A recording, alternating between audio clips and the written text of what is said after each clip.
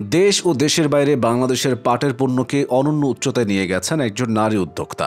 তার হাত ধরেই বিশ্ববাজারে বাংলাদেশের পাট পণ্য এবং হস্তশিল্প পরিচিত হচ্ছে। বলছি উদ্যোক্তা মুনিয়া জামানের কথা। ব্যাগ প্রস্তুতকারী প্রতিষ্ঠান কালিন্দী ও শতভাগ রফতানিমুখী প্রতিষ্ঠান অপরাজয় লিমিটেডের সাথে যুক্ত তিনি। মুনিয়া জামানের সাথে আছে তার স্বামী কাজী মোহাম্মদ মনির হোসেন। বর্তমানে ইউরোপের নামকরা বিভিন্ন ব্র্যান্ডের জন্য পণ্য তৈরি করছে অপরাজয়। এদিকে কালিন্দীর মাধ্যমে ফ্যাশন নির্ভর ব্যাগ ও অন্যান্য নিত্য ব্যবহার্য পণ্য উৎপাদন হচ্ছে। উন্নত মানের কাঁচামাল ব্যবহার করেও পণ্যের দাম কিভাবে ক্রেতার নাগালের মধ্যে রাখা যায়, মুনিয়া জামান এবং তার প্রতিষ্ঠান সেই চেষ্টায় করছে।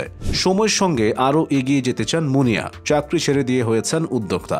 ব্যবসার জন্য ছুটে বেড়াচ্ছেন এদিক সেদিক। বর্তমানে প্রতিষ্ঠিত ব্যবসায়ী হলেও একসময় তার কর্মজীবন শুরু হয়েছিল চাকরি দিয়ে। 2015 সালে একটি বেসরকারি প্রতিষ্ঠানের প্রজেক্ট ডিভিশন ম্যানেজার হিসেবে কর্মজীবনে পা দেন তিনি। 2017 থেকে 2020 সাল পর্যন্ত তিনি ময়মনসিংহ মেডিকেলের ইমার্জেন্সি অ্যান্ড ক্যাজুয়ালিটি বিভাগের প্রশাসনিক পদে কাজ করেছেন।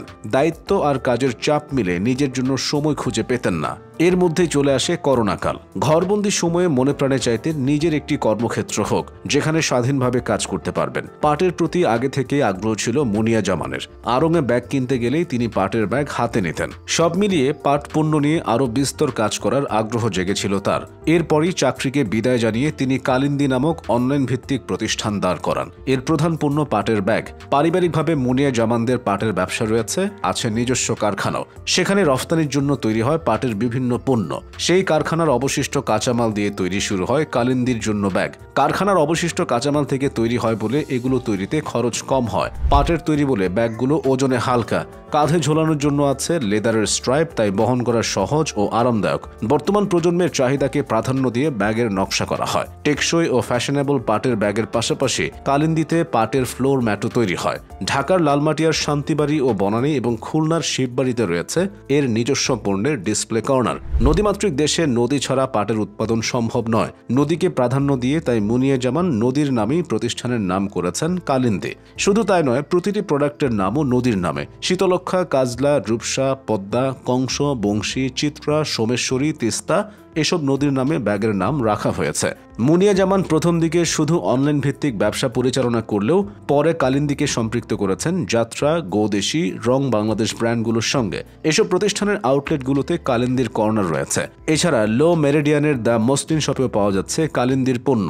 এদিকে কালিন্দী প্রতিষ্ঠার বহু আগেই গড়ে উঠেছিল অপরাজয়। রানা প্লাজা ধসে ক্ষতিগ্রস্ত শ্রমিকদের কর্মসংস্থানের ব্যবস্থা করতে এটি প্রতিষ্ঠা করেছিল একদল তরুণ স্বেচ্ছাসেবক, যে দলের সমন্বয়ক ছিলেন মুনিয়া জামানের স্বামী মনির হোসেন। নারী পক্ষ নামের একটি এনজিওর জন্য 50টি পাটের ব্যাগ তৈরির মাধ্যমে শুরু হয়েছিল অপরাজয়ের পথ চলা। পরে এই প্রতিষ্ঠানের আয় দিয়ে চালু করা হয় সংকলন পাঠশালা নামে একটি অবৈতনিক প্রাথমিক বিদ্যালয়, যার বেশিরভাগই ছিল রানা প্লাজায় আহত ও অন্য পোশাক শ্রমিকদের সন্তান। 2015 সালে এক অপরাজয়ের কারখানা পুড়ে 27 লাখ টাকার সম্পদের ক্ষতি হয়। পরে তহবিল সংকট ও অন্যান্য কারণে 2016 সালে বিদ্যালয়টিও বন্ধ হয়ে যায়। শেষমেশ 2018 সালে ব্যক্তি বিনিয়োগে অপরাজয় লিমিটেড নামে শতভাগ রফতানিমুখী পাটপণ্য এবং হস্তশিল্প উৎপাদন কারখানা চালু করেন কাজী মোহাম্মদ মনির হোসেন। বর্তমানে এই প্রতিষ্ঠান পাটের তৈরি ব্যাগ, হোগলাবাতা, শনের তৈরি বিভিন্ন পণ্য বিশ্বের 26টি দেশে রফতানি করছে। এভাবেই কাজী মোহাম্মদ মনির হোসেন এবং মুনিয়া জামান সমান তালে এগিয়ে যাচ্ছেন।